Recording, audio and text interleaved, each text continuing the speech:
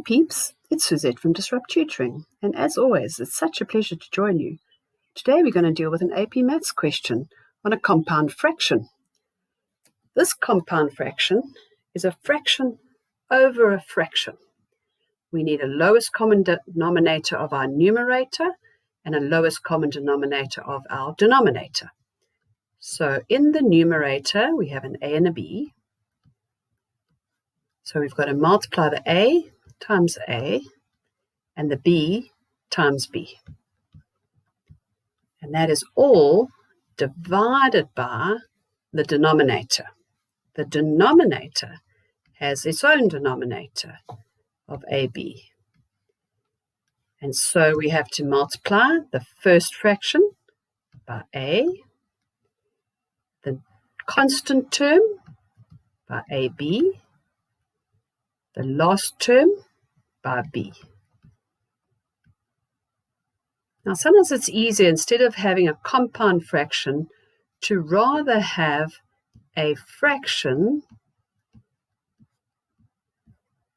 times by its reciprocal. In other words, we're going to tip and times here.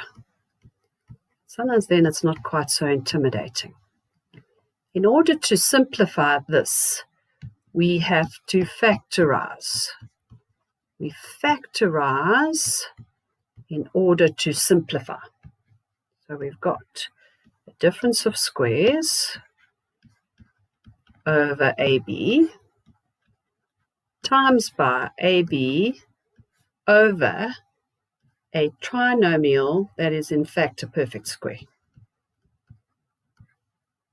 So now we are allowed to cancel an entire factor with an entire factor. When you divide them, it gives you 1. AB into AB is 1. A plus B is different to A minus B. They are different factors. So they don't simplify further.